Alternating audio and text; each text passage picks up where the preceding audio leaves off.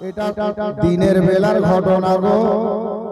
দিনটা গেল, সব কথা আমার হোসেন ইবনে আলীর মাথা থেকে চলে যাচ্ছে, কিন্তু এই কথাটা যায় না ইয়াজিদের হাতে হাত কি করে দেওয়া যাবে। এই করে সন্ধ্যা হয়ে গেল। ওইদিকে গিরগিটের বেটা গিরগিট মারওয়ানের চক্রান্তে আবার আপনার কি বলে গভর্নর হাউসে একটা মিটিং হয়ে গেছে। হুসাইন ইবনে আলীকে আবার ডেকে পাঠানো যাক। আবার সন্ধ্যা বেলাতে দুটা লোক হুসাইনের দরবারে হাজির, আমার হুসাইনের দরজায় হাজির। হুসাইন ইবনে আলীকে ডাক দেওয়া হলো। আমার হুসাইন ইবনে আলী বাড়িতে ছিলেন, বেরিয়ে এলেন। আসসালামু আলাইকুম ইয়া ইবনে আলী। এখন তোমরা কে গো? বলে আমরা হলাম হুজুর সরকারি লোক, ওলীদ বিন উকবা আপনাকে ডেকে পাঠিয়েছে, আপনি চলুন। আমার হুসাইন বললেন, এই সরকারি লোকেরা, ওলীদ বিন উকবার লোকেরা শোনো, তোমরা যাও, চলে যাও। ওলীদ বিন উকবাকে গিয়ে বলো আমি হুসাইনের নিকটে এখন সময় নাই রে, আজকে রাতের সময় চাইছি। আগামী সকাল বেলাতে আমি হুসাইন বলে দেব যে আমি ইয়াজিদকে নিজের ইমাম বলে মানব কিনা, তার হাতে মুরিদ হব কিনা, তার হাতের উপরে আমি আমার হাতটা রেখে বিক্রি হব কিনা, কাল সকালে খবর হয়ে যাবে। যেমনই বাবা এই কথা বলা, সরকারি লোকগুলো চলে গেল গভর্নর হাউসে। গভর্নর হাউসে চলে যাওয়ার পরে ওলীদ বিন উকবাকে যেমন বললো, ওলীদ বিন উকবা মেনে গেল। রাত তো হয়ে গেছে, সকাল হলেই খবর হবে, অসুবিধা কি, একটাই রাতের ব্যাপার। ওলীদ বিন উকবা মেনে গেল। বাবা ঠিক আছে, শূন্য রাত থাকতে দাও। এবার ওদিকে শান্তি। আমার হুসাইন ইবনে আলী রাদিয়াল্লাহু তাআলা আনহু, এবার বাবা এশার নামাজের টাইম হয়ে গেল। নামাজে এশা আদায় করার জন্য বাড়ি থেকে বেরিয়ে আমার নবীর মসজিদে নববী শরীফে গিয়ে হাজির হয়ে গেলেন। ইমাম হয়ে আমার মা ফাতেমার বেটা ইমামতির দায়িত্ব পালন করলেন, নামাজে এশা আদায় করলেন। আপনার সুন্নাত নফল পড়ে নেওয়ার পরে, ওয়াজিব আদায় করে নেওয়ার পরে আমার মাওলা হুসাইন রাদিয়াল্লাহু তাআলা আনহু সবাই বাড়ির দিকে চলতে আরম্ভ করেছেন। বাবা রাত হয়ে গেছে। আমার হুসাইন ইবনে আলী আল্লাহ দোয়া করতে করতে আমার নবীর রওজা মোবারকে হাজির হলেন। নবীকে দিল থেকে সালাম জানালেন, নবীকে অন্তর থেকে সালাম জানালেন। নবীর রওজায় বসা দিয়ে রওজা মোবারকের নূরি জালি মোবারকে আমার হুসাইন ইবনে আলী চুমা দিয়ে এবার ওখান থেকে বাড়ি বেরিয়ে গেলেন। বাবারা, ভাইরা, মা বোনেরা, স্বাভাবিক কথা রে বাবা, এশার নামাজ আদায় হয়ে গেল, লোক বাবা বাড়ির দিকে যায়। রাত্রি 9টা হয়ে গেল, আর মার্কেটে যাবে না, সবাই বাড়িতে যাবে, বিবি বাল বাচ্চা নিয়ে আলোচনা করবে, খাবার খাবে, বিছানায় আরাম করবে। সকাল হলে আবার কাজকর্মে বেরোবে। আমার হুসাইন ইবনে আলী রাদিয়াল্লাহু তাআলা আনহু একটু রাতটা বেশি হলো। সবার শেষে আমার হুসাইন বাড়িতে গেলেন। বাড়ির মেন গেটে যাওয়ার পরে মেন গেটে দাঁড়িয়ে আমার হুসাইন ইবনে আলী রাদিয়াল্লাহু তাআলা আনহু নিজের বোন হযরতে সাইয়্যিদা জাইনাব রাদিয়াল্লাহু তাআলা আনহাকে জাইনাব বলে ডাক দিয়ে দিলেন। মা বোনেরা, দাদার বোনের মহব্বত যদি শিখতে হয় আমার হুসাইনের নিকটে শিখেন গো, হুসাইনের বাড়িতে গিয়ে শিখে নেন। বাবারা, ভাইরা, মা বোনেরা, হযরতে হুসাইন বাড়ির মেন গেটে দাঁড়িয়ে হযরতে জাইনাবকে ডাক দিয়েছেন। জাইনাব একই ডাকে সাড়া দিয়ে, একই ডাকে লাব্বাইক প্রেজেন্ট বলে আমার হুসাইন ইবনে আলীর সামনে দাঁড়িয়ে গেলেন। দাদা লাব্বাইক প্রেজেন্ট হাজির, কিছু বলবেন দাদা? হুসাইন বললেন, বোন রে, কিছু বলার জন্য তো ডাক দিয়েছি রে বোন। বলে দাদা চলেন ঘরে যাই। আমার হুসাইন বলছেন, বোন রে, আজকে তোর বড় দাদা তোকে ডাক দিয়েছে, কেন জানিস? কেন গো দাদা? বলে তোর দাদা আজকে তোর সঙ্গে একটা পরামর্শ করবে রে বোন, যার জন্য তোর দাদা হুসাইন তোকে ডাক দিয়েছে। বলে দাদা যাই, পরামর্শ হোক না কেন, চলেন বলেন, আমি রেডি আছি, তৈরি আছি। রাতে হুসাইন ইবনে আলী বললেন, বোন রে, এখন এই মুহূর্তে দাদা বলবে আর বোন শুনবে, বোন বলবে দাদা শুনবে, আমি অন্য কোন সদস্যকে বাড়ির এখন শুনতে দেব না। বলে দাদা তাহলে পার্সোনাল জায়গায় চলেন। পার্সোনাল রুমের মধ্যে যাওয়া হলো। একদিকে বোন দাঁড়িয়েছে, অপর দিকে দাদা দাঁড়িয়েছে। দাদা একদিকে দাঁড়িয়েছেন, বোন অপর দিকে দাঁড়িয়েছেন। এ বেরাদা, দাদা দেখছে বোনের চেহারা আর বোন দেখছে দাদার চেহারা। মা বোনেরা, আমার হুসাইন ইবনে আলী রাদিয়াল্লাহু তাআলা আনহু নিজের বোন জাইনাবের চেহারার দিকে তাকিয়ে 2-4 মিনিটের মধ্যে বাবা আমার হুসাইনের চোখ দিয়ে ঝরঝর করে অশ্রু বেরিয়ে এলো। জাইনাব দাদাকে লক্ষ্য করে বলছে, দাদা গো বুঝতে পারলাম না গো দাদা, কোনো কথা নাই, কোনো বার্তা নাই, কোনো কিছু বলা নাই, আপনি আমার দিকে তাকিয়ে চোখে কেন পানি এসেছে, আপনি কেন কাঁদতে লেগেছেন গো দাদা? আমার হুসাইন রাদিয়াল্লাহু তাআলা আনহু ডাক দিয়ে বলে, বোন জাইনাব রে, আমি তোর চেহারার দিকে দেখছি রে জাইনাব, আমার বড় ভাই ইমাম হাসানের কথাটা আমার মনে পড়ে গেছে। আমার বড় দাদা হযরতে হাসানে মুজতাবা রাদিয়াল্লাহু তাআলা আনহু সব কথাটা স্মরণে চলে আসছে রে বোন। বলে দাদা কি করে গো?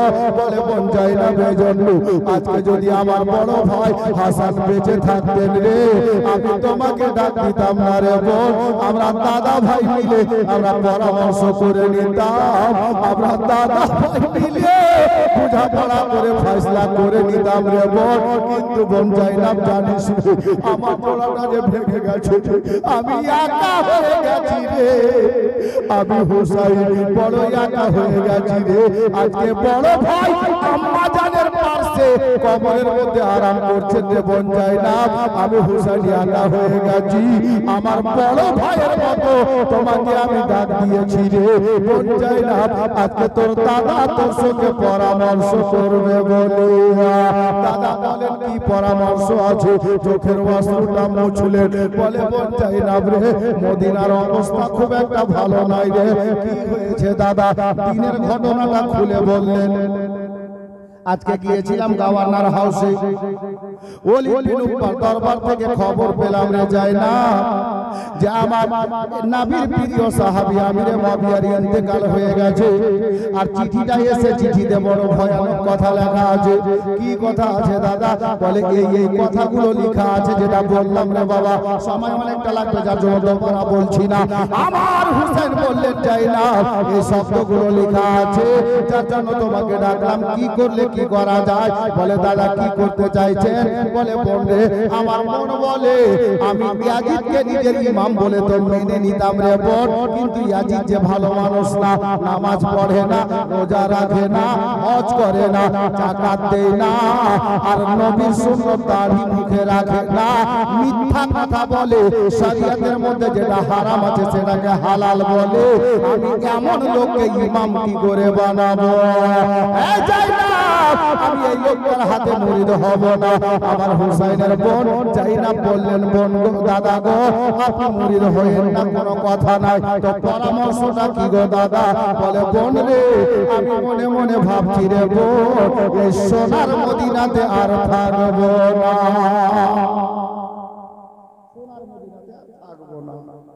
তো দাদা কেন থাকবেন না?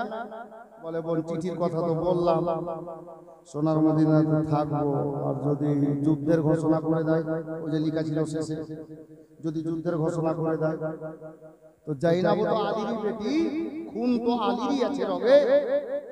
আজ রাতে জাইনাব বলছেন, দাদা আপনি তাহলে যুদ্ধ করার ভয়ে মদিনা থেকে পালাবেন নাকি? আমার হুসাইন বলছেন, নাউজুবিল্লাহ। আরে জাইনাব, তুই জানিস কার সঙ্গে কথা বলছিস? এটা আলীর বেটা। জাইনাব বলছে, দাদা আমি তো আলীরই বেটি। আহা, জাজবা দেখেন, ইসলামের মহব্বত দেখেন। উনিও নিজের জাজবাতেই বলছেন, ইনিও জাজবাতে বলছেন, ইনিও মহব্বতে বলছেন, উনিও মহব্বতে বলছেন। হযরতে জাইনাব বলছেন, দাদা তাহলে কি কেন ছাড়বেন মদিনা? মুরিদ হবেন না, এর হাতে হয় না, কিন্তু মদিনা কেন ছাড়বেন? আচ্ছা বলেন, এখানে একটা কথা ছোট্ট করে 2-4 সেকেন্ডের জন্য, আমরা সুন্নি মুসলমান পীরপন্থী মানুষ, আর পীর মুরিদিকে দেখে অনেক লোক জ্বলছে গো। এজিদের বংশধর। তো ওই এজিদের বংশধরকে বলো যে তোদের বাপ দাদার লিডার যে ইয়াজিদ নাম নালাই, ও তো মুরিদ করতে চেয়েছে আমার হুসাইনকে, তুই আবার কোন খেতের মুরিদ? পীর মুরিদ আজ নতুন না, 1400 বছর আগে থেকে আসছে রে ভাই। জি যাই হোক, হুসাইনকে যাই না বলছেন, তাহলে মদিনা ছাড়বেন কেন? মুরিদ হবেন না হবেন না? আমার হুসাইন বললেন, বোন যাই না, আমি মদিনা এই জন্য ছেড়ে দেব যে সোনার মদিনাতে আমি যুদ্ধ করব না, যদি যুদ্ধ করতে হয় তো বাইরে গিয়ে করব। কেন দাদা? বলে, বোন যাই না রে, তুই বলছিস আমি হুসেন ভয়ে মদিনা ছাড়তে চাইছি না। ভয়ে না রে বোন, তাহলে কারণটা একটু বলা যাবে দাদা? বলে, যাবে রে বোন, বলতো রে বোন যাই না, এ মদিনাতে জান্নাতুল বাকির মধ্যে কবরস্থানের মধ্যে আমার ছোট বোনের কবর আছে, আমার ছোট ভাইয়ের কবর আছে, আমার খালু আব্বার কবর আছে, আমার নবীর 10,000 চাইতে বেশি সাহাবীর কবর আছে। এ জাইনাব জানিস রে, আমার নানীদের কবর ওই জান্নাতুল বাকি কবরস্থানে আছে। আর দুইজন খাস সাহাবী হযরতে ইয়ারেগার এবং হযরতে উমর আমার নবীর সঙ্গে নবীর পাশে রওজা শরীফের মধ্যে আরাম করছেন। সবথেকে বড় কথা হলো এটা যে আমার জান্নাত রানী মা ফাতেমা জান্নাতুল বাকি কবরস্থানে আরাম করছেন কবরের মধ্যে। এ জাইনাব, সব চাইতে বড় কথা, এর চাইতেও বড় কথা হলো এটা, গুম্বাদে খাজরার নিচে আমার মায়ার নবী আরাম করেন। জাইনাব রে, ইসলামের জন্য যদি আমাকে যুদ্ধ করতে হয়, আমি হুসাইন রাজি আছি, তবে বোন এ মদিনাতে না রে। তার মূল কারণ হলো এটা, ইসলামের জন্য যুদ্ধ করতে গিয়ে আমি হুসাইনকে যদি 22 বছরের বেটার কুরবানি দিতে হয়, আমি হুসাইন দেব। 19 বছরের ভাতিজার জাওয়ানি লুটিয়ে দিতে হয়, আমি হুসাইন সেটাও লুটিয়ে দেব। আমার আব্বাস আলামবারদার ভাইয়ের মতো ভাইয়ের ডানা বাজু কাটিয়ে দিতে হয়, আমি তাতেও রাজি আছি, কাটিয়ে দেব। আমার দিওয়ানার জাওয়ানি লুটাতে হবে, আমি হুসাইন তাতেও রাজি আছি। আমার ছোট ছোট ভাগনার জানটা কুরবানি দিতে হবে, আমি তাতেও রাজি আছি। বোন জাইনাব রে, এতেও যদি না হয় আমার 6 মাসের বেটার কুরবানি দেব, আমি হুসাইন সয়ে নেব। ইসলাম বাঁচাতে গিয়ে আমি হুসাইনকে যদি গলা দিতে হয় রে, আমি হুসাইন গলা দিয়ে দেব। আর আল্লাহর কোরআন আমি পড়েছি, আল্লাহ কোরআনে বলেছেন, ইন্নাল্লাহা মা'আস সাবিরিন, যারা সবর করে থাকে আমার আল্লাহ নিশ্চয় সবরকারীদের সঙ্গে রয়েছে। আমি নিজের আহলে আয়ালের কুরবানি দিয়ে দেব, আমি হুসাইন সয়ে নিতে পারবো। আর যদি খোদা না খাস্তা এই মদিনাতে যুদ্ধ হয়ে যায়, আর যুদ্ধ করতে করতে যদি আমার মায়ের ভাইয়ের দাদার নবীর সাহাবীদের, আর সব থেকে বড় কথা হলো আমার নবীর রওজা মোবারকের চুল পরিমাণে যদি কোনো কামবাখাত বেয়াদবি করে দেয় রে, আমি হুসাইন ওই বেয়াদবি সইতে পারবো না। বোন রে, এই কারণে আমি ফয়সালা দিয়েছি, বোন এই সোনার মদিনাতে আর থাকবো না, সোনার মদিনা ছেড়ে চলে যাব অন্য জায়গাতে। হযরতে জাইনাব জানতে চাইলেন, দাদা তাহলে কোন জায়গায় যাবেন, কোথায় যাবেন? আমার হুসাইন বললেন, বোন রে, অন্য কোথাও না, আমরা জন্মভূমি ছেড়ে দিয়ে আমরা বাপ দাদার দেশে চলে যাব। বাপ দাদার দেশ মক্কা মুআজ্জামা। আল্লাহু আকবার কবীরা। হুসাইন ইবনে আলী রাদিয়াল্লাহু তাআলা আনহু এবার বলছেন জাইনাব রে পূর্ণ ওয়াকিয়া শুনলি, ঘটনা শুনলি রে বোন, বল এতে তোর মতামতটা কি আছে? হযরতে জাইনাব বলেন দাদা আপনি যে প্রস্তাব বোনের কাছে রেখেছেন আপনার বোন জাইনাব এই প্রস্তাবে সমর্থন করে দিল, এতে আমি রাজি আছি। খুব কথা বলছিস, কথা বলিস, কথা বলিস। গজল বললে চুপ থাকবে, গজল খালি শুনলে তো হবে না, কিছু কথাও শোনো। হযরত ইমাম হুসাইন রাদিয়াল্লাহু তাআলা আনহুকে ওনার বোন জাইনাব বলেন দাদা আপনি যেটা ফয়সালা নিয়েছেন আমি এতে সমর্থন দিলাম, রাজি আছি। দাদা বোনের গল্প করতে করতে রাতটা গভীর হয়ে গেছে। মদিনাতে আর লোক জেগে নেই, সব বিছানায় ঘুমে চলে পড়ে গেছে, ঘুমিয়ে গেছে বিছানায়। আল্লাহ আল্লাহ। আমার হোসেন বলছেন বোন রে তাহলে একটা কাজ কর, দেরি করা যাবে না, সময় বড় কম আছে, আমরা টাইম নেব না, আজকেই ভোরের বেলাতে এই সোনার মদিনা ছেড়ে চলে যাব মক্কা, মক্কার দিকে রওনা হয়ে যাব। তো বোন জাইনাব তুমি যাও, বাড়ির মধ্যে যাও, তোমার ভাস্তা ভাস্তি বৌদি যারা আছে সবাইকে রেডি করো, আমি একটু আসছি। আচ্ছা বলেন আপনি এসব নামাজ পড়ে মসজিদ থেকে বাড়ি গেলেন, খাওয়া দাওয়া করলেন, আমি উদাহরণ দিচ্ছি, বাড়িতে খাওয়া দাওয়া করে একটু বাড়িতে ভালো মন্দ গল্প হলো 10 মিনিট কি 1 ঘন্টা, গল্প পরে স্ত্রীকে বলছেন তোমরা একটু ঘুমাও আমি আসছি। স্ত্রী জানতে চাইবে না যে কোথায় যাচ্ছেন, রাতের বেলা মানুষ বাড়ির বাইরে থেকে বাড়িতে আসে, আর আপনি রাতের বেলা বাড়ির বাইরে যাবেন, কোথায় যাবেন একটু বলে যান, আপনি বলে দিবেন যে হাজী সাহেবের সাথে একটু গল্প করতে যাচ্ছি, ঠিক আছে তাহলে যান। হযরতে জাইনাব কে আমার হোসেন বলছে তুমি বাড়ির মধ্যে যাও আর সবাইকে তৈরি করো, আমরা আজকে ভোর বেলাতে মদিনা ছেড়ে দেব, আমি আসছি। হযরতে জাইনাব বলছেন দাদা রাত গভীর হয়ে গেছে, আপনি আমাকে বলছেন সবাইকে তৈরি করতে, আর আপনি কোথায় যাবেন? আল্লাহ। আমার হুসাইন ইবনে আলী রাদিয়াল্লাহু তাআলা আনহু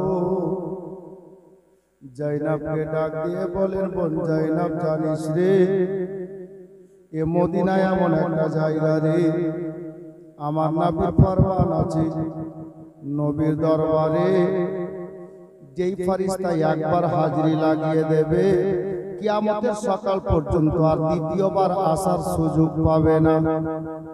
যেই মদিনাতে 24 ঘন্টা আল্লাহর রহমতের বৃষ্টি বর্ষণ হয় রে, এই জাইনাব জানিস রে বোন এ মদিনাতেই যে তোর দাদা হুসাইনের জন্ম রে, আমার আকা মাওলার সোনার মদিনা গুম্বাদে খাজরা মদিনাতে, কাবারও কাবা মদিনাতে আমি হুসাইনকে জন্মভূমি ছেড়ে দেব রে বোন। এ জাইনাব জানি না বেঁচে থাকলে মদিনাতে আবার হাজিরি হবে রে, আর নইলে এটাই শেষ হাজিরি হবে জীবনে। এ জাইনাব যা বোন যা, তুই বাড়িতে সবাইকে তৈরি কর রে, আমি তোর দাদা হুসাইন একটু নবীর রওজাতে যাব রে, আমার নবীর রওজার জালি ধরে একটু কাঁদবো রে, আমার জীবনের মতো শেষ সালাম আমার মায়ার নবীকে আমি হুসাইন জানাবো, মন ভরে নবীকে সালাম করবো রে। যা বোন জাইনাব তুই সবাইকে রেডি কর, আমি তোর দাদা আসছি।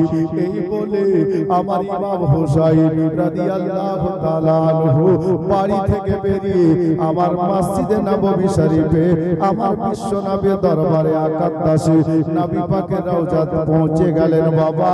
আর আমার হুসাইন নবী পাকের রওজার জালি ধরে কাঁদছেন আর আমার নবীকে সালাম জানাচ্ছেন, আসসালাতু ওয়াসসালামু আলাইকা ইয়া রাসূলুল্লাহ, আসসালাতু ওয়াসসালামু আলাইকা ইয়া হাবিবাল্লাহ।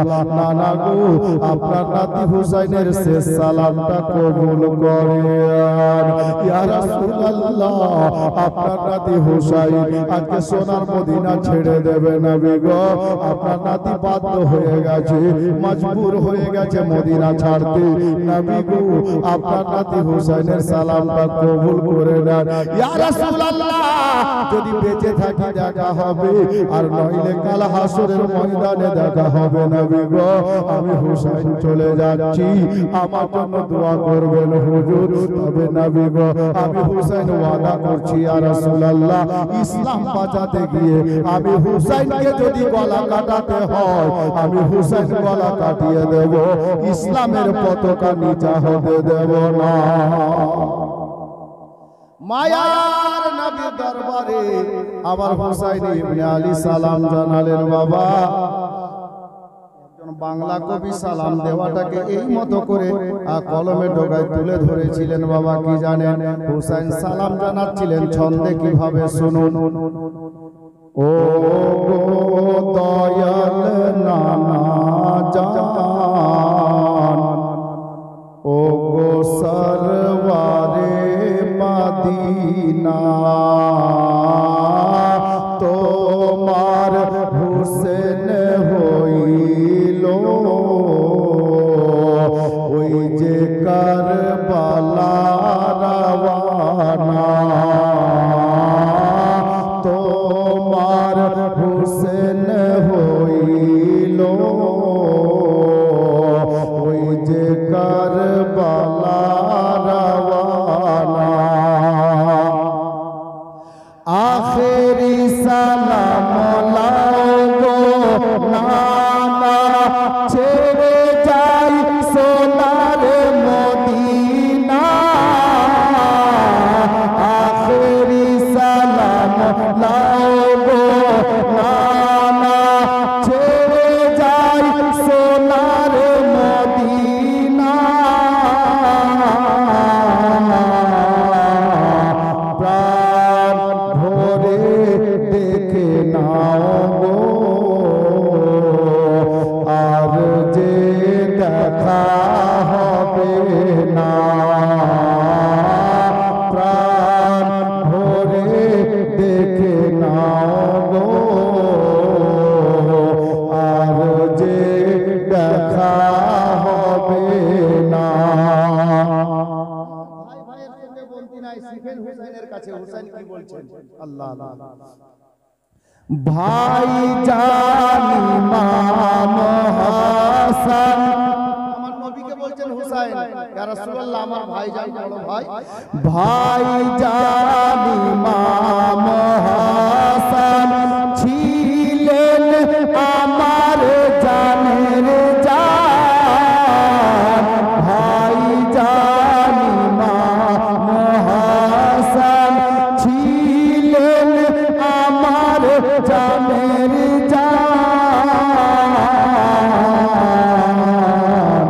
সে তো চলে গিয়াছে, ইয়াকা ভালো লাগে না। সে তো চলে গিয়াছে, ইয়াকা ভালো লাগে না। আমার হুসাইন নবী পাকের রওজার চালি ধরে বাবা ওয়াদা করছেন আর বলছেন, ইয়া রাসূলুল্লাহ দিন ইসলামের খাতিরে বাতিল মিটাইবার তরে, ইসলামের খাতিরে বাতিল মিটাইবার তরে, আল্লাহর রাহে কাটাবো আমার এ গলা খানা। আল্লাহর রাহে কাটাবো আমার এ গলা খানা। বাবা ভাইরা মা বোনেরা, আমার হুসাইন ইবনে আলী নবীর রওজার চালি ধরে ওয়াদা করলেন, ইয়া রাসূলুল্লাহ, ইয়া হাবিবাল্লাহ নবী গো, ইসলামের খাতিরে আমি হুসাইন প্রয়োজনে গলা কাটাবো, ইসলামের পতাকা নিচা হতে দেব না। এই বলে আমার নবীকে সালাম জানালেন। হুজুর আমি চলে গেলাম, আপনি দোয়া করবেন নানা যান, আর দেখা হবে কি না জানি না। এই বলে রাতের বেলাতে হাজী সাহেবদেরকে জিজ্ঞাসা করবেন, বাবা আমার নবী দরবারে সালাম জানিয়ে যখন বাবু সালাম গেটের বাইরে যাবেন, বাবু সালাম গেট দিয়ে বাইরে গিয়ে দাঁড়াবেন, ঠিক 1 থেকে 150 মিটার দূরে একটা শত শত বিঘার কবরস্থান নজরে পড়বে। আজও কবরস্থানটা আছে রে বাবা, যে কবরস্থানের নাম কিতাবে লেখা আছে জান্নাতুল বাকি। বাবারা ওই জান্নাতুল বাকি কবরস্থান গো, আমার হুসাইন নবীর রওজা মোবারকে সালাম জানিয়ে নবীকে সালাম করে বাবু সালাম গেটের সামনে এসে দাঁড়ালেন। আর যেমনই বাবা দাঁড়িয়েছেন গো, গভীর রাতে আমার হুসাইন নিজের নজরটা উপরে করেছেন। আল্লাহু আকবার কবীরা, কি নজরে পড়লো জানেন গো? ছোট ভাইয়ের কবর নজরে পড়ে গেল, ছোট বোনের কবর নজরে পড়ে গেল, বড় দাদার কবরে নজরে চলে এলো গো। আমার হুসাইন ওখানে দাঁড়িয়ে যেমনই কবরস্থানের দিকে নজর করেছেন, সব থেকে বড় কথা জনম দুঃখিনী গর্ভধারিণী জান্নাত রানী নবী নন্দিনী আমার ইমাম হুসাইনের জননী আমার মা ফাতেমার কবরটা নজরে পড়ে গেল। বাবারা, এমন কোন ছেলে আছে গো, পাথরের মতো দিল যদি থাকে আর মায়ের কবর যদি নজরে পড়ে রে বাবা, তার অন্তরটা ফেটে যাবে গো। তাকে জিজ্ঞেস করেন যার মা কবরে চলে গেছে, মা কি জিনিস ওই লোকটা এখন ভালো করে বুঝতে পারছে রে বাবা। আমার হুসাইন রাদিয়াল্লাহু তাআলা আনহু ওখানে দাঁড়িয়ে বাবা নজর চলে গেছে আম্মা জান জান্নাত রানীর কবর শরীফের দিকে। আমার হুসাইন আর বাবা ডানে বামে যেতে পারলেন না গো, বাড়ি যাওয়া হলো না। আমার হুসাইন মায়ের কবর নজরে পড়েছে। এক পা দুপা করতে করতে ওই জান্নাতুল বাকি কবরস্থানের মধ্যে আমার হুসাইন গিয়ে পৌঁছে গেলেন। মামার কবর জিয়ারত করলেন, ছোট ভাইকে সালাম জানালেন, বোনের কবর জিয়ারত করলেন।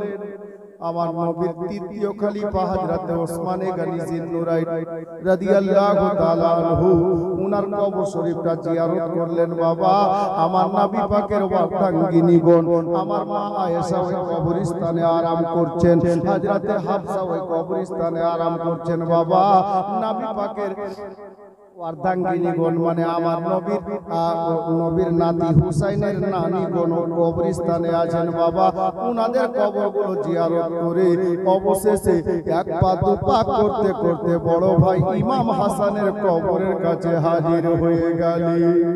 এ বাবারা, যাদের বড় ভাই কবরে চলে গেছে শুনেন গো, আবার হুসাইনের পাক বড় ভাইয়ের কবরের কাছে দাঁড়িয়েছেন আর বড় দাদাকে বড় ভাইকে সালাম জানাচ্ছেন। দাদা গো, ও গো হাসানে মুজতাবা, আপনি যে আমাকে একা করে দিয়ে মায়ের পাশে কবরের মধ্যে আরাম করছেন, দাদা আপনার ছোট ভাই যে একা হয়ে গেছে।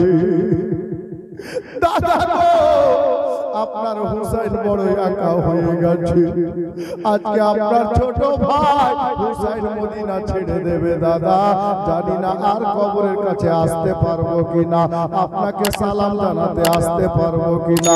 দাদা গো, আজকে যদি আপনি বেঁচে থাকতেন দাদা, আমরা দাদা ভাই মিলে পরামর্শ করে একটা ফয়সালা নিতাম দাদা।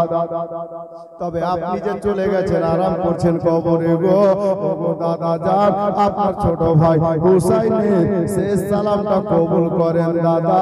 এটাই হচ্ছে আপনার ভাইয়ের শেষ সালাম জানানো গো, আর আপনার কবরের কাছে হয়তো আসা হবে না। জানেন গো দাদা, এই সোনার মদিনাতে আমাদের জন্ম গো, আপনি তো মদিনাতে শুয়ে থাকলেন আর আমি মদিনা ছেড়ে আজকে মক্কা চলে যাব। দাদা দাদা আপনার ভাই হুসাইনের সালামটা কবুল করে নেন। এই মতো করে বড় ভাইকে সালাম জানিয়ে দুই কদম আগে চলে গেলেন। বাবা বেশি না রে বাবা, মাত্র দুটা কদম আগে যেমন বাড়লেন আমার জান্নাত রানী মা ফাতেমার কবরখানা। বাবারা নিজের আম্মা জানের কবরের পায়ের কাছে গিয়ে আমার হুসাইন দাঁড়িয়ে গেছে। এ বাবারা, এমন কোন ছেলে আছে মায়ের কবরের কাছে দাঁড়িয়ে তার মনটা ফাটবে না, তার বুকটা ফাটবে না গো? আমার হুসাইন দাঁড়িয়েছে, পশু পাখি বিছানায় ঘুমিয়ে গেছে, নিজের পাশায় ঘুম চলে গেছে। আমার হুসাইন ইবনে আলী এহেন ভোরের আপনার রাত্রি বেলাতে, গভীর রাতে আম্মা জান মা ফাতেমার কবরের কাছে দাঁড়িয়ে কাঁদছেন। আম্মা গো, ও গো আমার আম্মা জান, আমি বড় একা আম্মা।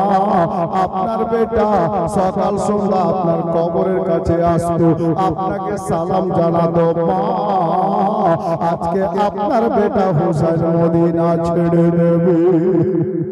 আম্মা গো, আর হয়তো আপনার কবরের কাছে আপনার বেটা এসে দাঁড়াতে পারবে না।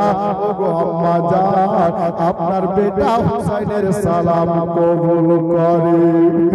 আম্মা গো, আপনার বেটা হুসাইনকে বিদায় দেন গো আম্মা। আপনার বেটা আজকে মদিনা ছেড়ে মক্কা চলে যাবে।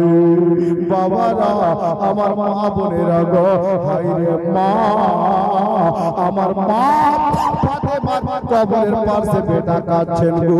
আল্লাহর ওয়াস্তে, আল্লাহর হুকুমে গায়বী আওয়াজ ভাসতে আরম্ভ হলো। রে বাবা, বেটা হুসাইন, কাঁদিস না বেটা, কাঁদিস না রে। আমি তোর মা কবরে স্থির থাকতে পারি না। কাঁদিস না বেটা, আমি তোর মা কবরে স্থির থাকতে পারি না রে। যা বেটা যা, আমি তোর মা তোকে বিদায় জানাচ্ছি রে। বেটা যা রে, আমি এখন কবর থেকে উঠে আসলাম না রে বেটা। তবে কারবালার ময়দানে যে জায়গায় শহীদ হয়ে তোমার দেহখানা পড়ে থাকবে রে বেটা, আমি তোমার মা জায়গা খানা ঝাড়ু দিতে আসবো বেটা। বাবারা গো, কোন বেটা আছে স্থির থাকতে পারবে গো?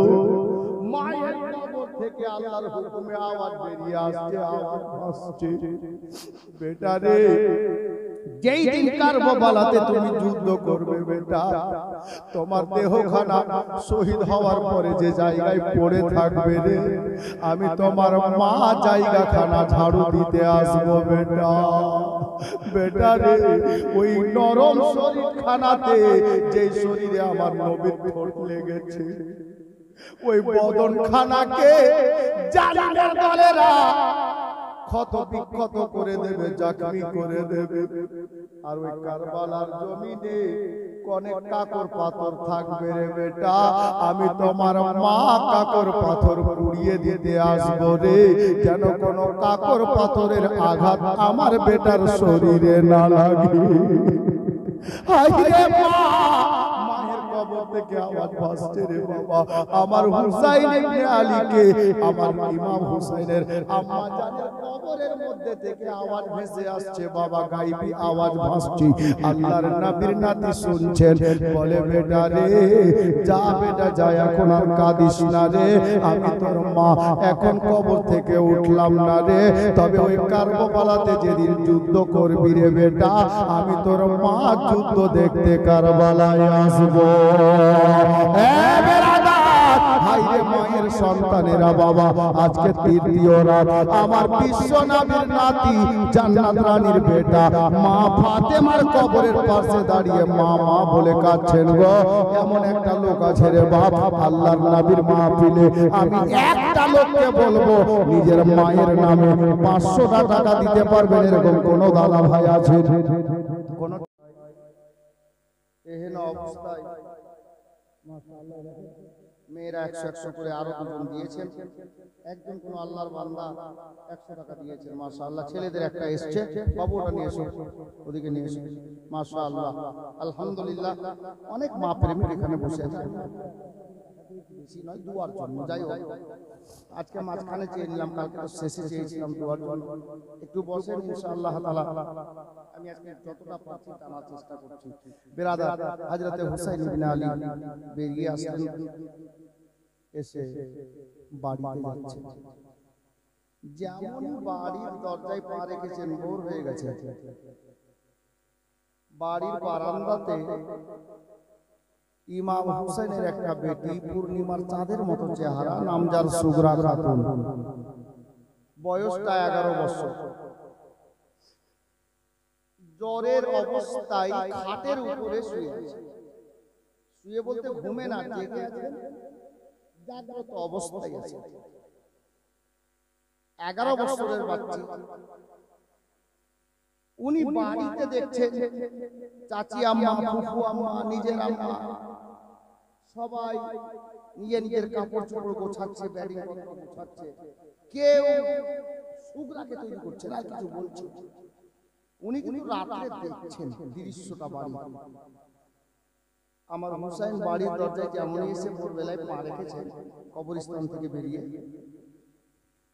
সুগরা ডাক দিচ্ছেন, আব্বা আব্বা গো। আমার হুসাইন বলছেন, কি হলো রে মা? সুগরা, কিছু বলবি মা? হযরতে সুগরা বলছেন, আব্বা একটু কাছে আসেন, একটা কথা জিজ্ঞাসা করব। সুগরা তো জ্বরের অবস্থাতে আছেন, বিছানায় শুয়ে আছেন, খুব বেশি জ্বর ছিল। হযরতে ইমাম হুসাইন গেলেন, বেটির মাথার কাছে গিয়ে বসলেন। বল মা, কি বলবো বল। আদব দেখে, শব্দ দেখে, মা বল, কি বলবে। হযরতে সুগরা বলছেন, আব্বা আপনারা কোথাও যাবেন নাকি? আপনারা কোথাও যাবেন নাকি গো আব্বা? হযরতে সুগরার আব্বা আমার হুসাইনের পাক বলছেন, বেটি কেন রে, এই কথা কেন? বলে, আব্বা সন্ধ্যা রাত থেকে বাড়িতে দেখছি, বাড়িতে আমার নিজের ভাই, নিজের বোন, চাচতো ভাই, চাচতো বোন, দাদা, মা, চাচি, পিসি সবাই তৈরি হচ্ছেন, নিজের নিজের কাপড় চোপড় ব্যাটিং পত্র গুছিয়ে নিচ্ছে। কিন্তু আব্বা গো, সবাই তৈরি হচ্ছে, আমাকে কেউ তৈরি করে না গো আব্বা। আপনারা কোথায় যাবেন, আমাকে কি নিয়ে যাবেন না? সুগরা খাতুনকে আমার হুসাইন বললেন, বেটি সুগরা রে, আমরা সবাই আজকে বাড়ি থেকে বেরিয়ে যাব, মদিনা ছেড়ে মক্কাতে থাকার জন্য যাচ্ছি, বাপ দাদার দেশে চলে যাচ্ছি। মা আব্বা গো, আমাকে কি নিয়ে যাবেন না আব্বা? কেন কেউ আমাকে তৈরি করে না গো আব্বা? হযরতে সুগরাকে আমার হুসাইন মাথায় হাত দিয়ে বললেন, বেটি রে, তোমার শরীরে অনেক জ্বর আছে রে মা, তোমাকে নিয়ে যাওয়া যাবে না, তুমি এই সোনার মদিনাতে থাকো। বাবারা গো, 11 বছরের বাচ্চা কত বড় হবে রে বাবা। মা চলে যাচ্ছে, বাবা চলে যাচ্ছে, দাদা চলে যাচ্ছে, বোন চলে যাচ্ছে। আমার সুগরা খাতুন বলছেন, আব্বা গো, পরিবারের সবাই তো চলে যাচ্ছে, মা বাবা ভাই বোন দাদা সবাই চলে যাচ্ছে, চাচি আম্মা ফুফু আম্মা কেউ বাড়িতে থাকবে না। আব্বা গো, আপনি আমার কাছে থেকে যান, সবাইকে যেতে দেন আব্বা। আমার সুগরা খাতুনের আব্বা বললেন, বেটি রে, আমাকে কেন তুমি থাকতে বলছো মা? সুগরা খাতুন বলছেন, আব্বা গো, আপনিও যদি চলে যান গো আব্বা, এ বাড়িতে আমার কিছু দরকার পড়বে, আমি কারে আব্বা আব্বা বলে ডাক দেব? বাড়ির বাহির থেকে এসে আমাকে মা বলে কপালে চুমা খেয়ে দেবে,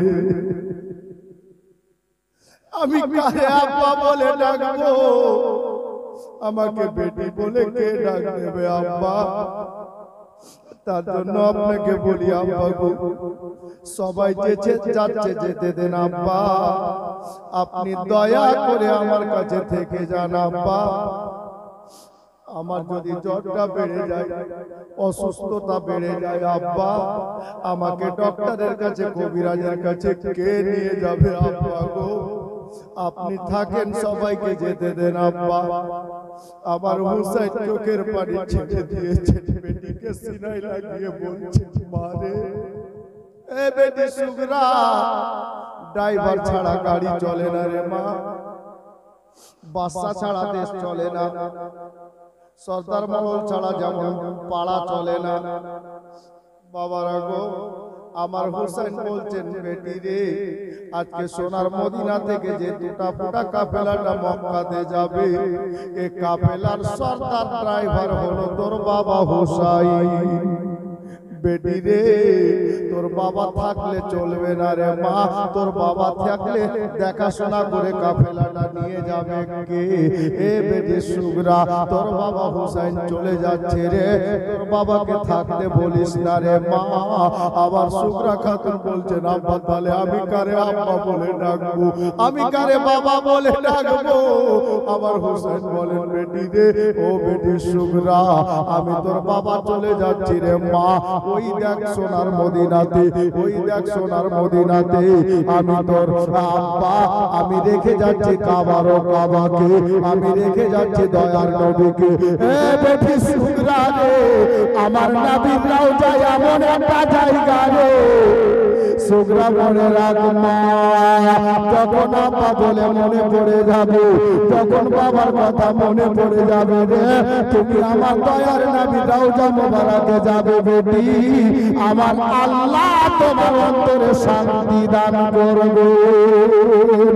এ বেটি সুগরা, আমাকে যেতে দেওয়ার বাধা দিও না মা। আমার সুগরা খাতুন বললেন, আব্বা ঠিক আছে যান, তবে একটা কথা বলি। কি কথা গো বেটি, কি কথা রে মা? আমার সুগরা বলছেন, আব্বা গো, সবাইকে নিয়ে যান, আপনিও চলে যান, দাদা ভাই চলে যান, নিজের বোন চাচাতো বোন সবাই চলে যাক, ফুফু আম্মা চাচি আম্মা চলে যাক, তবে আব্বা একটা কাজ করলে ভালো হতো। আব্বা, কি কাজ রে বেটি? বলে, আব্বা গো, আপনি সবাইকে নিয়ে যান, আমার গর্ভধারিণী মাকে আমার কাছে রেখে যান। হে বেরাদার, আমার সুগরা খাতুনকে আমার হোসেন বললেন, বেটি কেন রে? বলে, আব্বা গো, আপনারা সবাই চলে যাবেন, আমি একা হয়ে যাব, আমরা মা বেটিতে জীবনটা কাটিয়ে নেব, যখন আসবেন তখন দেখা যাবে আব্বা। আর আব্বা জানেন গো, আপনারা চলে যাওয়ার পরে আমার অসুখটা যদি বেড়ে যায়, আমি তো নিজে থেকে খাটে উঠে বসতেও পারছি না আব্বা, এতটা শরীর অসুস্থ। আপনি চলে যাওয়ার পরে আমার অসুস্থতা যদি বেড়ে যায় গো আব্বা, আমাকে বিছানায় উঠিয়ে বসাবে কে? আমার 30 নাই গলা শুকিয়ে গেলে আমাকে পানি পিয়ালাতে করে পান করাবে কে? আব্বা গো, সবাইকে নিয়ে যান, আমার আম্মা জানকে, আমার গর্ভধারিণী মাকে আমার কাছে রেখে যান। আমার সুগরার আব্বা বলছেন, বেটি তোমার এই কথাটা আমি রাখতে পারছি না মা। আব্বা কেন? বলে, বেটি তোমার মায়ের কোলে একটা তোমার ছোট করে কদিনের ভাই আছে, যার নাম হলো হযরতে ইমাম আলী আসগর রাদিয়াল্লাহু তাআলা আনহু। এ বেটি সুগরা রে, তোর মাকে যদি রেখে যায়, তোর ভাই তো এখন দুনিয়ার কোনো খাবার খায় না রে, তোর ভাই মায়ের স্তন পান করে রে বেটি। এ বেটি সুগরা, অতএব তোর মাকে রেখে যাওয়া হবে না বেটি রে। তবে একটা কথা রে মা। কি কথা গো আব্বা? বাড়ির দরজা থেকে কবরস্থানটা দেখতে পাওয়া যাচ্ছে রে বাবা। আমার হোসেন বলেন, বেটি রে, এ বেটি সুগরা, তোর মাকে তোরা কয়েকজন মা ভাই বোন মিলে মা বলে ডাকিস রে। বেটি সুগরা শোন রে, আমি তোর আব্বা তোর মাকে সাথে করে নিয়ে যাচ্ছি বেটি। আর ওই দেখ জান্নাতুল বাকি কবরস্থানে সারা জগতের মা, আমার গর্ভধারিণী জান্নাত রানী মা ফাতেমাকে তোমার নিকটে কবরস্থানে রেখে যাচ্ছি বেটি। সারা জগতের কোন মানুষ যখন ফাতেমা বলে, ফাতেমা বলার আগে মা শব্দটা লাগাই রে। আমার জান্নাত রানী মাকে আমি রেখে যাচ্ছি রে বেটি, আর মাকে রাখতে তুই বলিস না। আমার হুসাইনকে শেষে আমার সুগরা বললেন, আব্বা শেষ কথা একটা বলি। বল মা, বল কি বলবো? বলে, আব্বা আপনি সবাইকে নিয়ে যান, কাউকে আর রাখতে বলবো না, মাত্র কদিনের যে ভাইটা আছে না আমার আলী আসগার, আমার ভাইটাকে আমাকে দিয়ে যান আব্বা। কেন রে মা, ভাইটাকে কেন রাখতে বলছিস? শুধু কদিনের শিশু বাচ্চা, মাসুম বাচ্চা। সুগরা বলেন, আব্বা আমি এই জন্য বলছি আব্বা হুজুর, এ মদিনাতে আমি একা হয়ে যাব গো আব্বা। আমার মা থাকবে না, বাবা থাকবে না, বোন থাকবে না, দাদা থাকবে না, চাচি আম্মা, ফুফু আম্মা, কেউ থাকবে না আব্বা। আপনারা সবাই চলে যাবেন আব্বা। আপনারা যতদিন না আসবেন আমি আমার ওই ছোট্ট ভাইটাকে কোলে পিঠে করে নিজের সময়টা কাটাবো, ভাই বোনে মদিনায় থেকে যাব। আমার হুসেন বলছেন, এ বেটি রে, তোর ভাইকে রেখে যাওয়া হবে না রে মা। কেন গো আব্বা? বলে, তোর ভাই যে তো দুনিয়ার কোনো খাবার খায় না রে, মায়ের স্তন পান করে, যদি রেখে যায় তুই কি খাওয়াবি বেটি? তবে বেটি সুগরা শোন রে, আমি তোর আব্বা তোর ছোট ভাইকে আমার সাথে নিয়ে যাচ্ছি রে, আর আমার ছোট ভাই ইমাম মহসিনকে জান্নাতুল বাকি কবরস্থানে রেখে যাচ্ছি বেটি। আমি তোর বাবা তোর ছোট ভাইকে নিয়ে গেলাম, আমার ছোট ভাইকে তোর কাছে মদিনাতে রেখে গেলাম মা, আর ভাইকে রাখতে বলিস না বেটি। এই কথা বলে হযরতে সুগরাকে সান্ত্বনা দিলেন বাবা। তবে সাথে সাথে হুসাইন বলেছিলেন, এ বেটি সুগরা এখন থাকো, আমরা মক্কাতে যাওয়ার পরে 2-1 সপ্তাহ যাওয়ার পরে আমরা দেখবো, আজ আমি চিন্তা ভাবনা করে দেখবো, তোমার দাদা আলী আকবরকে ঘোড়া নিয়ে পাঠিয়ে দেব মদিনাতে।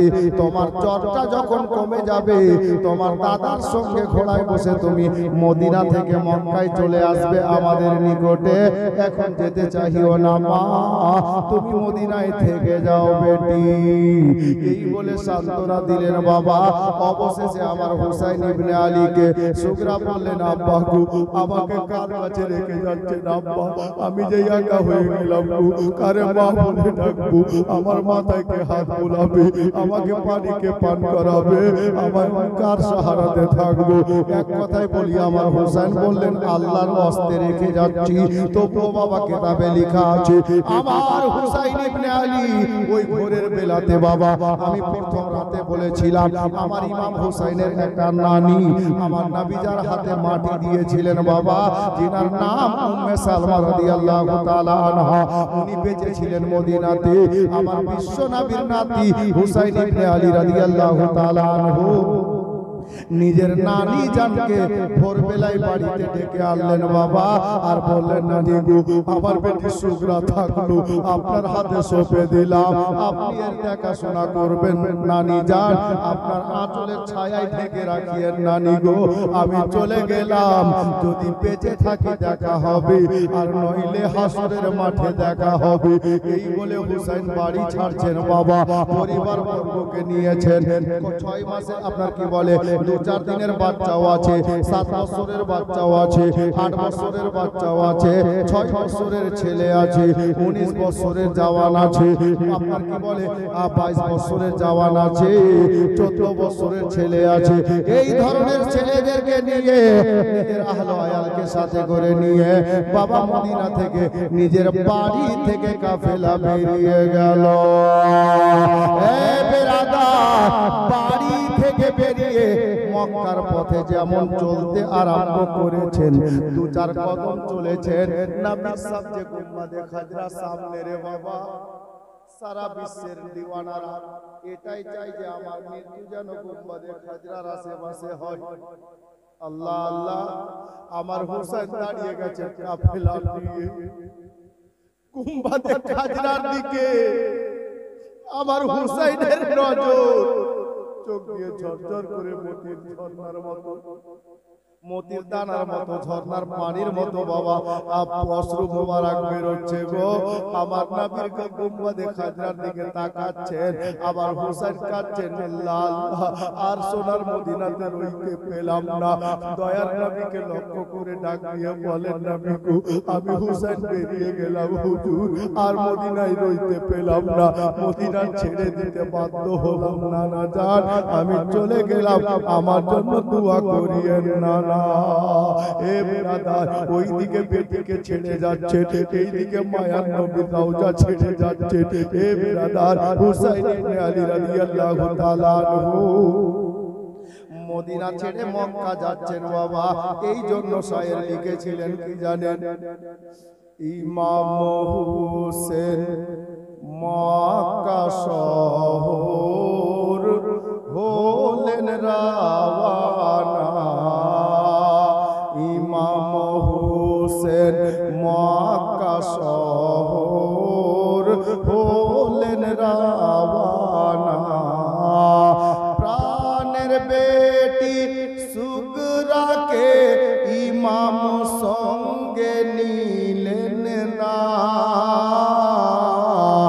ইমাম হোসেন মক্কা শহর হলেন রাওয়ানা। গুম্বাদে খাজরাকে সামনে করে হোসেন দাঁড়িয়ে আছেন। তখন কি বলছে কবি জানেন? ইমাম হোসেন রওজা পাকে হইলেন হাজির, হইলেন হাজির। মনে প্রাণে নিয়ে ব্যথা দেন নবীকে খবর, নবীকে খবর। ও গো নানা এই মদিনাতে, ও গো নানা এই মদিনাতে আর রইতে পেলাম না। ইমাম হোসেন মক্কা শহর হলেন রাওয়ানা।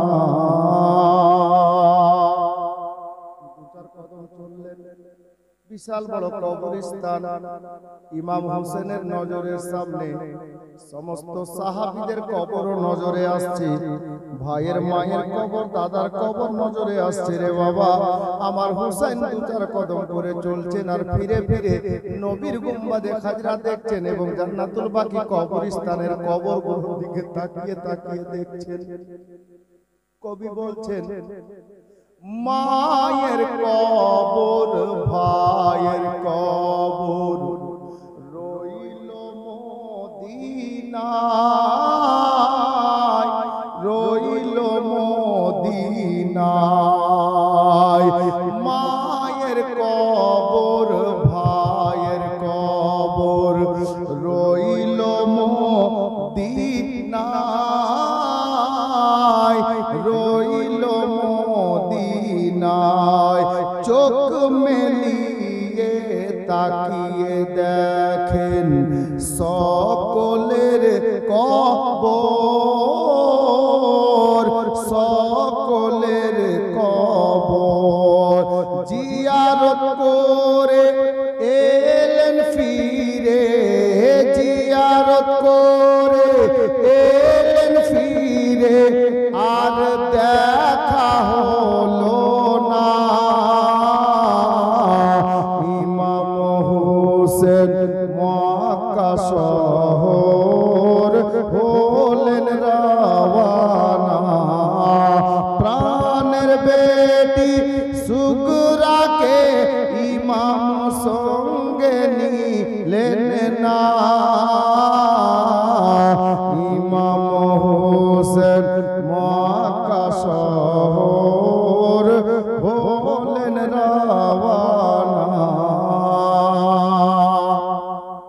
কাফেলা বাড়ি থেকে বেরিয়ে কিছুটা চলে গেছে। আমার সুগরা বিছানায় খাটে শুয়ে শুয়ে বাবা চলে যাচ্ছে।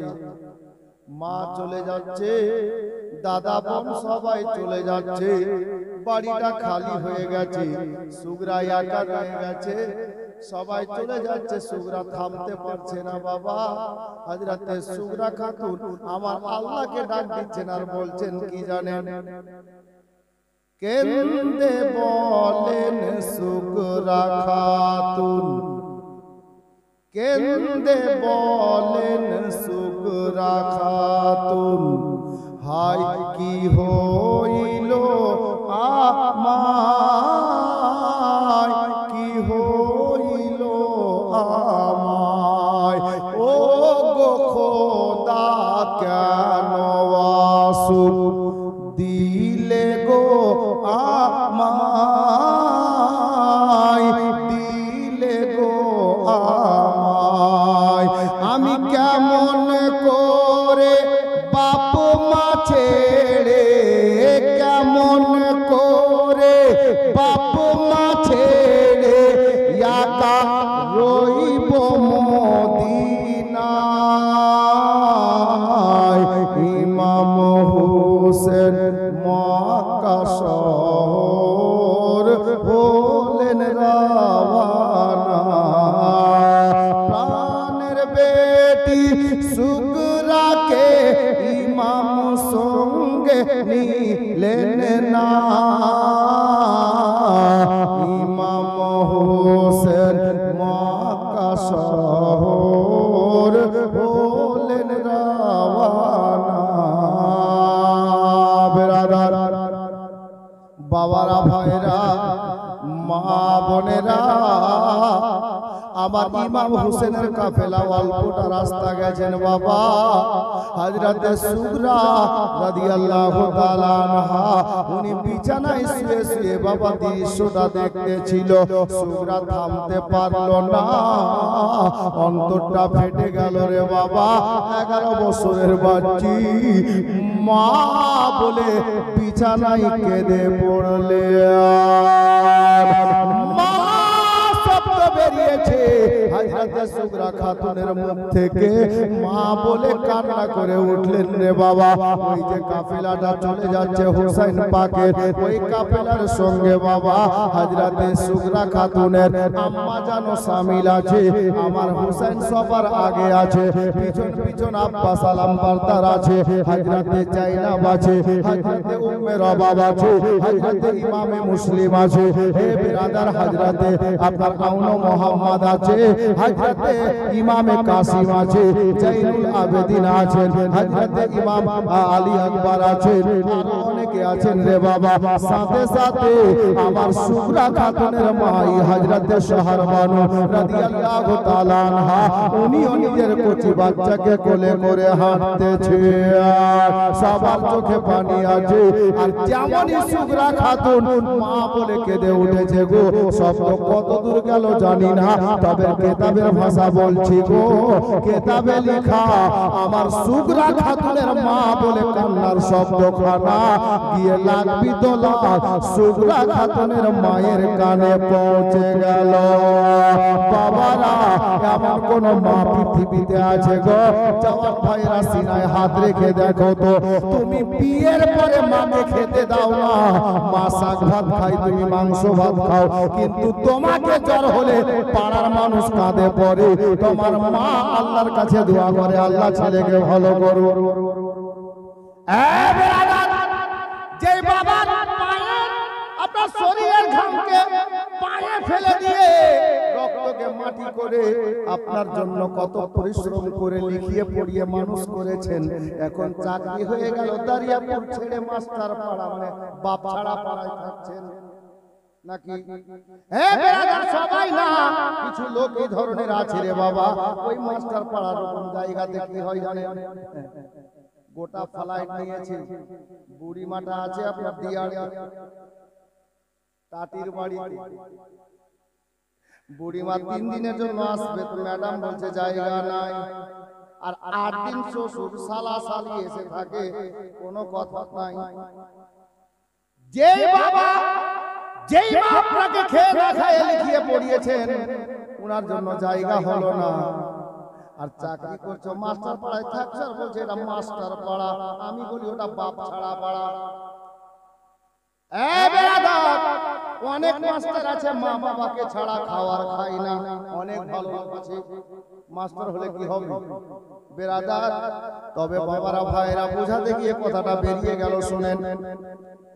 আমার সুগরা খাতুনের মা যেমনই বাবা মা কান্না শব্দখানা সুগরার আম্মার কানে এসেছে।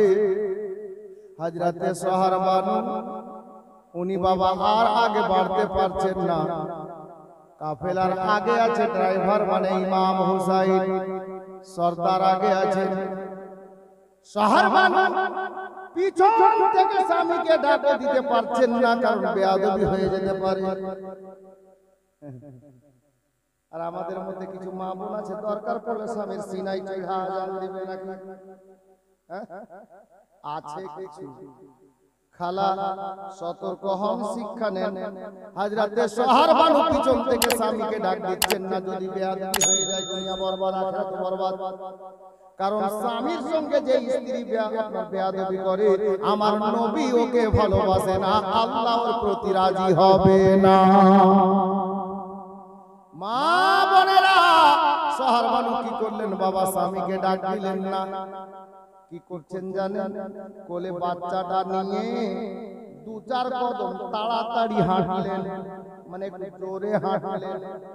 আর সাইড দিয়ে গিয়ে আমার ইমাম হুসেনের সামনে দাঁড়িয়ে বলছেন, হুজুর একটু দাঁড়ান,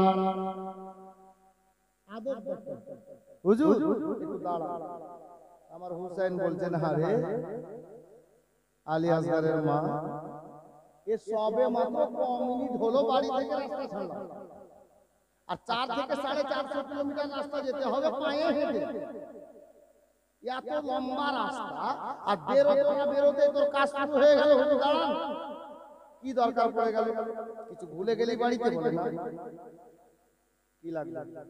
দাঁড়াতে বলছেন, ঠিক আছে দাঁড়িয়ে গেলাম, কি লাগবে? স্বামী দাঁড়িয়ে গেছেন, স্ত্রী বলছেন যে কি লাগবে বলো, তুমি খাবার নেবে? বলে হুজুর না। কি লাগবে?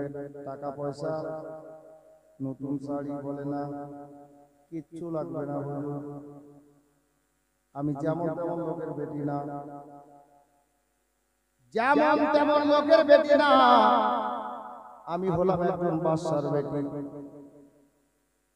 হযরতে সোহর বানু আব্বা ইরান দেশের বাদশা। জি, ইরান দেশের বাদশার বেটি আমি, আমার বাবার কোনো কিছুর কম নাই। তবে হুজুর আপনার সঙ্গে বিয়ে হয়েছে, এটা আমার কিসমত, এটা আমার ভাগ্য। আপনার সঙ্গে বিয়ে হওয়ার পর বাড়িতে কোন দিন খাবার হয়েছে কোন দিন হয়নি আমি কিছুই বলিনি। আমার নতুন শাড়ি দরকার আমি বলিনি। আজকে এটা পয়সা দরকার আপনাকে জানতে দিইনি। কখন খেয়েছি, কখন পানি পান করে সময় পার করেছি জানতে দিইনি। একটাই কারণ যে আমি বাদশার বেটি হতে পারি, আমি ওই কথা ভুলে গেছি একটাই কারণে, যে আমি যেই লোকটার বিবি হতে পেরেছি আমার স্বামী হলো জান্নাতি নওজওয়ানদের বাদশাহ। আমার বাবা দেশের বাদশাহ, কিন্তু আমার স্বামী হলো জান্নাতি নওজওয়ানদের বাদশাহ। আমি ওই কথা ভুলে গেছি, আমার মা আমার বাবার কথাগুলো ভুলে গেছি। তার কারণ হলো এটা, আমার বাবা ইরান দেশের শের হতে পারে, তবে আমার শ্বশুর বাবা শ্বশুর আব্বা হলো আল্লাহর শের, শেরে খোদা। আমার বাবা আমার মা ইরান দেশের বাদশার রানী হতে পারে, তবে আমার শাশুড়ি আম্মা হলেন জান্নাতি রমণীদের রানী, জান্নাত রানী। আমি সব কিছু ভুলে গেছি একটাই কারণে, যে আমি নবী বংশের বৌমা হতে পেরেছি। তাহলে কি লাগবে রে? সুগরার মা বলছে, হুজুর গো আমার কিচ্ছুই লাগবে না। এই মুহূর্তে আপনি শুনলেন কিনা জানি না, আমরা যে ফুলের মতো বেটিটাকে সুগরা খাতুনকে এই মদিনাতে রেখে চলে যাচ্ছি মক্কাতে, জানি না কখন ফিরবো। বেটিটার শারীরিক অবস্থা ভালো নয় হুজুর, জ্বরের মধ্যে পড়ে আছে। এই মুহূর্তে আমার কানে শব্দ এলো, আমার সুগরা মা বলে চিৎকার করে কেঁদে উঠেছে। আমি মায়ের কানে শব্দটা পৌঁছেছে, আমার দিলটা কেন তড়পাচ্ছি, আমার ভিতর পেটে যাচ্ছে গো হুজুর। কেন রে বিবি? বলে জানি না, বেটির জ্বরটা বেশি হয়ে গেল নাকি, শরীরটা বেশি খারাপ হয়ে গেল নাকি। আমি মা হয়ে কোন মনে কোন প্রাণে বেটির কান্না শুনে আগে বাড়বো, কিন্তু হুজুর আমি যেতেও তো পারছি না। আপনি আমার মাথার তাজ, আপনার অর্ডার না পেলে আমার যাওয়া হবে না। হুজুর গো, আমি আপনার কাছে একটু সময় চাইছি, যদি একটু সময় দেন আমি একবারের জন্য আমার বেটিটাকে ফিরে আবার দেখতে যেতাম। আদব শিখেন মা খালা বোনেরা, স্বামীর সঙ্গে কেমন কথা বলা দরকার বা উচিত। বিবিরে যখন এই কথা আছে, আমিও তো কোনো মায়ের বেটা রে, মায়ের দিল কত নরম আমি হুসাইন জানি রে। হুজুর কিভাবে জানলেন? বলে বিবিরে, আমার বাবা গরিব মানুষ, নতুন জামা কিনতে পেরেছিলেন না ঈদের দিন। আমি ঈদের রাতে, সকালে ঈদ হবে রাতের বেলা, মাকে বলেছিলাম মা জননী আমাদেরকে সান্ত্বনা দিয়ে রাতে বাড়িতে যা খাবার ছিল খাইয়েছিলেন, বিছানায় ঘুম পাড়িয়ে দিয়ে আমার জননী সারা রাত মদিনার মেয়েরা বিছানাতে ঘুমিয়েছিল রে, কিন্তু আমাদের মা আমাদের দুই ভাইয়ের জন্য সারা রাত মুসাল্লায় বসে আল্লাহর কাছে কেঁদে কেঁদে আল্লাহকে রাজি করিয়ে জান্নাত থেকে জামা মানিয়েছিলেন। বিবি, আমিও মায়ের বেটা রে, আর তুমিও হলে একজন মা রে। আমি জানি মায়ের দয়া কেমন হয়। যাও বিবি যাও, আমি অর্ডার দিলাম রে, যাও গিয়ে তুমি সুগরাকে একবার দেখে এসো। বেটি তো আমারও রে, আমার ভিতরটা কাটছে রে সুগরার মা, কিন্তু বাধ্য হয়েছে মদিনা ছাড়তে রে। যাও বেটিকে দেখে এসো বিবি যাও। কাফেলা দাঁড়িয়ে গেছে রে বাবা, আমার ইমাম হোসেন রাদিয়াল্লাহু তাআলা আনহু দাঁড়িয়ে গেছেন। সুগরার মা যেমন ফিরে বাড়ির দিকে যেতে আরম্ভ করেছেন, চার কদম গেছেন, হযরতে ইমাম হোসেন বলছে বিবি সুগরার মা দাঁড়িয়ে যা। আমাদের বিবি হলে শুনতো না, চলে যেত। ওটা হুসাইনের বিবি রে বাবা। জি, দাঁড়িয়ে গেলেন। যেমনই দাঁড়িয়েছেন, সুগরা খাতুনের মা মনে মনে ভাবছে খোদা গো, আর হয়তো যাওয়া হলো না, কারণ যা যেতে বলার পরে আবার দাঁড় করিয়ে দিলেন, তার মানে কোনো কারণ আছে, আর হয়তো যাওয়া হলো না। আমার সুগরা খাতুনের মাকে ইমাম হোসেন যেমনই দাঁড় করিয়েছেন, উনি বলছেন হুজুর কি হলো, আর কি যাব না? বলেন আরে বিবি না, মানুষের কাছে যদি একটা ব্যাগ থাকে তাড়াতাড়ি হাঁটতে পারে না, একটা বস্তা নিয়ে মাথায় তাড়াতাড়ি চলা যায় না। একটা লোকের হাতে যদি একটা ব্যাগ দেন 5 কিলো ওজনের, আর একটা লোককে খালি হাঁটতে বলেন, দেখবেন ব্যাগওয়ালা পিছিয়ে যাবে, খালি লোকটা এগিয়ে যাবে। আমি উদাহরণ দিলাম এটা। আমার হোসেন বললেন বিবি রে, তোমার কোলে একটা বাচ্চা আছে, বাচ্চাকে নিয়ে যেও না, কারণ বাচ্চা কোলে করে তাড়াতাড়ি হাঁটা যাবে না। বাচ্চাটাকে আমি হোসেনকে দিয়ে দাও রে, বেটাকে আমাকে দাও, তুমি খালি হাতে ঝটপট করে যাও, আর ঝটপট করে বেটিকে দেখে আবার ফিরে এসো, বহু লম্বা সফর আছে রে বিবি।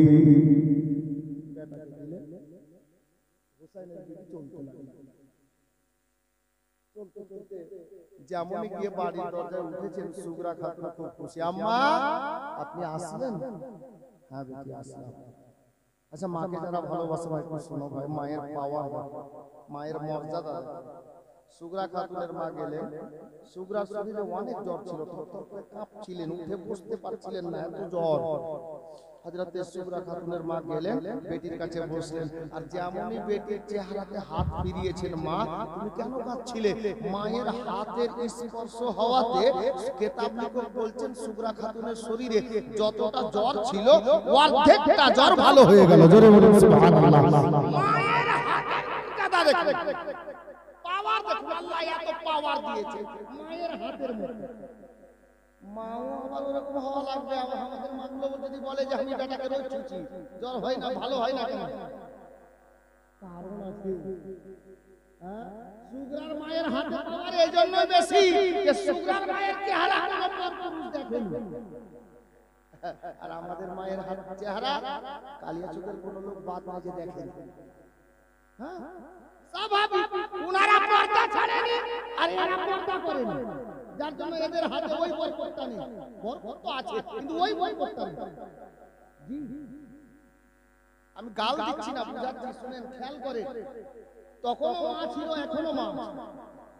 জি পার্থক্য এটাই যে উনারা পর্দার বাইরে যান আর আমাদের পুরো পর্দা করতে শিখে, শুনছে কিন্তু শিখছে না, করছে না। বাবা যাই হোক, হযরতে গিরামি বলছিলাম, সুগরার মা সুগরার শরীরে হাত দিলেন, অর্ধেক জ্বর ভালো। হযরতে সুগরা খাতুন বলছেন, আম্মা তুমি চলে এলে গো? হ্যাঁ বেটি আমি আসলাম। আম্মা যখন আসলেন তো আর জেল নাম থেকে যাবে, ওনারা যান। আমার সুগরার মা বলছেন, বেটি রে, এ বেটি সুগরা শোন রে, আমি তোর আব্বাসের খোদার লালকে হযরতে হুসাইনে পাক রাদিয়াল্লাহু তাআলা আনহুকে রাস্তায় দাঁড় করিয়ে একটু সময় নিয়ে এসেছি। বেটি আমার থাকা যাবে না, আমাকে আবার যেতে হবে। যদি তোমার আব্বা নারাজ হয়ে যায় রে, আমার ইহ জগৎ পর জগৎ বেকার হয়ে যাবে রে বেটি। তোমার আব্বা নারাজ হয়ে গেলে, দুঃখ পেয়ে গেলে, মা ফাতেমার বেটাকে দুঃখ দেওয়া যাবে না, নবীর নাতির মনে দুঃখ দেওয়া যাবে না। মা আপনি আসলেন তো যাবেন যখন আমাকে নিয়ে চলেন। মা বলে, কেন রে বেটি?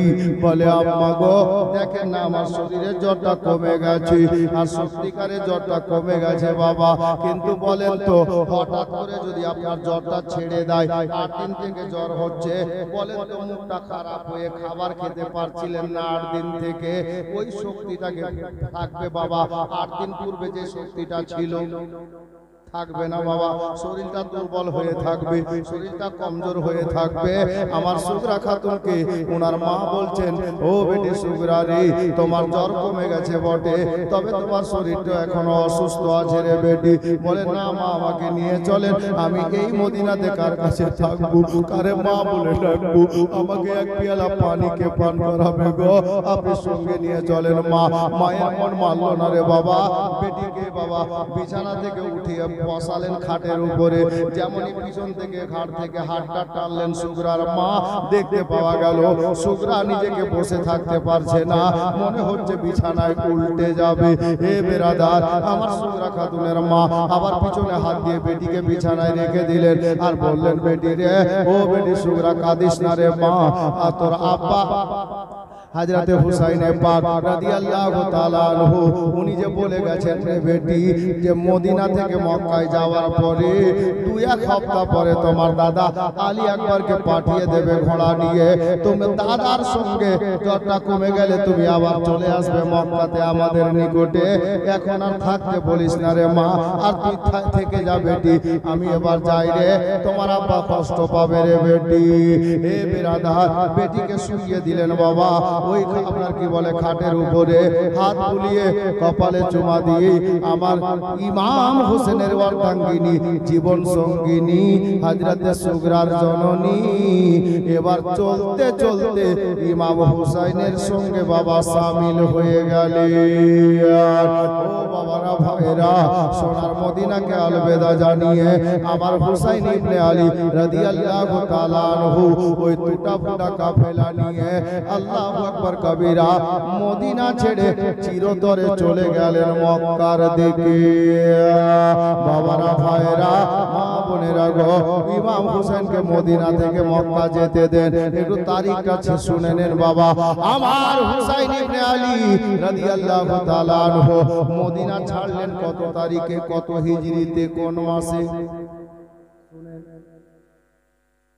আমি গত পরশুদিন প্রথম রাতে বলেছিলাম আমার হোসেনের জন্ম কোন মাসে, বলেন তো কোন মাসে বলেছিলাম? মনে নাই? মনে নাই? এই যে আমরা কেমন শুনছি ভাই, তাহলে বলেন কষ্ট করে বসে থেকে লাভ কি হলো? আমার হুসাইন ইবনে আলী রাদিয়াল্লাহু তাআলা আনহু রোজার আগের মাসটাতে জন্ম নিয়েছিলেন, ওটাকে বলে শাবান মাস। জি, এরকম করে আমরা বুঝিয়েছিলাম যে হালুয়া রুটি করার মাস। জি, যে মাসে হালুয়া রুটি আমরা শাবান মাসের 5 তারিখে আর 4 হিজরিতে আমার হুসাইন ইবনে আলী সোনার মদিনাতে ওনার জন্ম হয়েছে। 4 হিজরি 5 তারিখ শাবান মাস। এখন মদিনা ছাড়ছেন কত তারিখে জানেন? যেই মাসে ওনার জন্ম ওই মাসেই মদিনা ছাড়ছেন, যেটা শাবান মাস। শাবান মাসের 4 তারিখে, 1 তারিখ কমে গেল জন্ম তারিখ থেকে, 4 তারিখে 60 হিজরিতে আমার হুসাইন ইবনে আলী রাদিয়াল্লাহু তাআলা আনহু এই সোনার মদিনা থেকে বিদায় নিলেন, সোনার মদিনা থেকে মক্কা চলে গেলেন। সফর জারি আছে।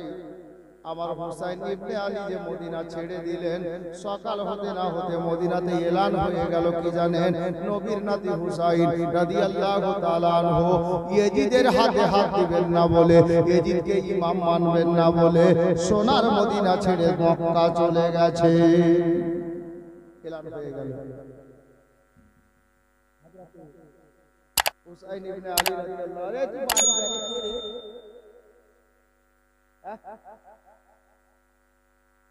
সুখাতে মাছ মারতে চাইছিস, তুই বাড়ি চলে যাবে।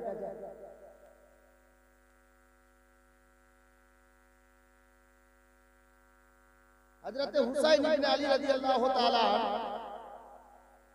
এই 4-4.5 কিলোমিটার পথ অতিক্রম করে মক্কাতে পৌঁছালেন। একটু আগে শুনলেন এখানে একটা সুন্দর পয়েন্ট, সুন্দর পয়েন্ট। সেটা কি জানেন? মদিনাতে মায়ের কবর জিয়ারত করেছেন, ভাইয়ের কবর, বড় দাদার কবর, বোনের কবর, নানির কবর, নবীর দিওয়ানা দিওয়ানিদের কবর জান্নাতুল বাকি কবরস্থানে। আচ্ছা বলেন তো, কোরআন নাজিল হয়েছে মক্কাতে আর মদিনাতে। যে একটা ভলান্টিয়ার যাও ওই বাচ্চাদেরকে বলো যে তোরা বাড়ি যাবা,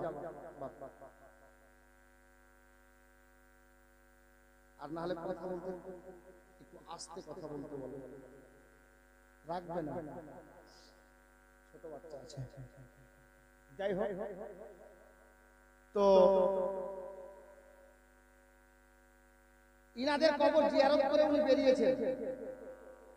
তাহলে যাদের বাড়িতে কোরআন নাজিল হয়েছে, যাদের বাড়িতে জিবরিল এসেছে, যাদের বাড়িতে শরীয়তের মসলা তৈরি হয়েছে, কোনটা হালাল কোনটা হারাম তৈরি হয়েছে, কবর জিয়ারত করা যদি নিষিদ্ধ হতো, শিরিক হতো, বিদআত হতো, গুনাহ হতো, নবীর নাতি হুসাইন খালি নবীর জিয়ারত কবর জিয়ারত করে মায়ের কবর জিয়ারত করলেন, সাহাবীদের কবর জিয়ারত করলেন, নানীদের কবর জিয়ারত করলেন, ভাইয়ের কবর, বোনের কবর, নানীর কবর সব জিয়ারত করলেন।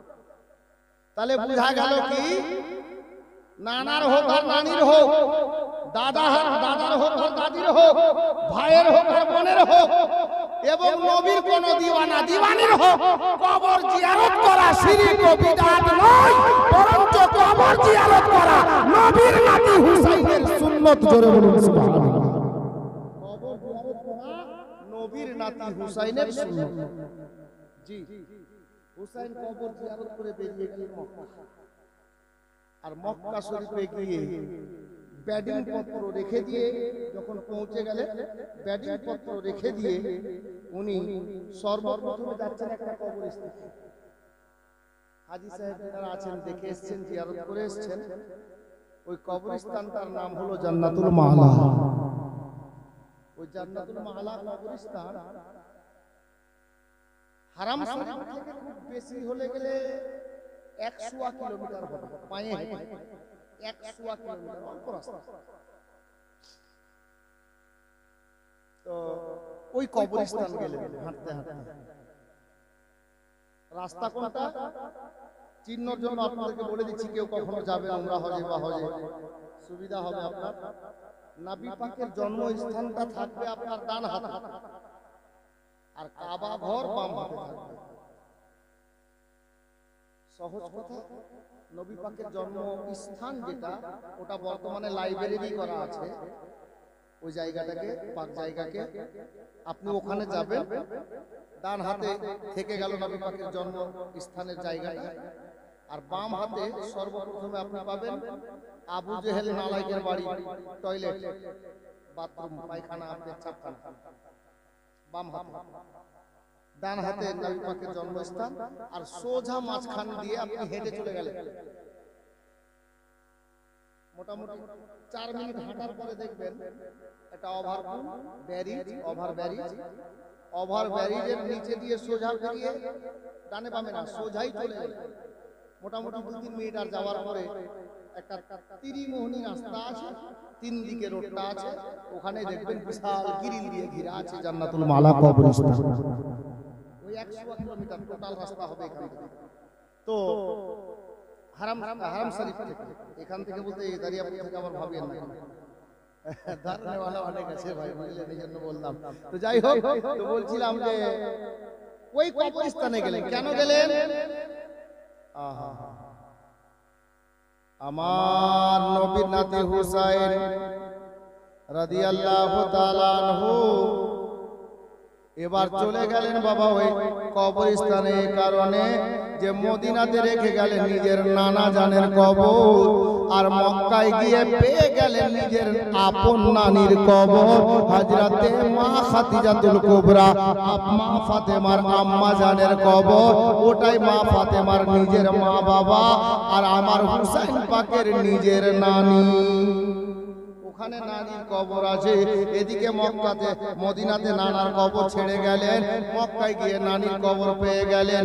আমার হুসাইন ইবনে আলী সর্বপ্রথমে নানির কবরের কাছে গিয়ে দাঁড়ালেন, নানিকে সালাম জানালেন, নানিকে সালাম জানিয়ে কবর জিয়ারত করে তারপর ফিরে মক্কাতে আসলেন। হে বেরাদার, বাবারা, ভাইয়েরা, মক্কা নগরীতে এলান হয়ে গেল। আমার নবীর বেশ কিছু পুরাতন সাহাবী, বয়স্ক লোক বেঁচে ছিলেন বাবা। মা বোনেরা, বাবারা, ভাইরা গো, তিনারা শুনে বড় খুশি হলেন, আনন্দে আনন্দিত হলেন। কেন আনন্দ হলেন জানেন? ওনারা বলছেন, আল্লাহ গো, আপনার হুকুমে 53 বছর বয়সে আমার মায়ার নবী হিজরত করে মক্কা ছেড়ে মদিনায় গেছেন, আর ফিরে আসেননি। মাঝে মধ্যে এসেছেন হজে বা উমরাতে, এমনি থাকার জন্য নবী ফিরে আসেননি। চিরতরে বিদায় নিয়ে কবরে আনোয়ারে মদিনাতে আরাম করছেন মায়ার নবী আমার।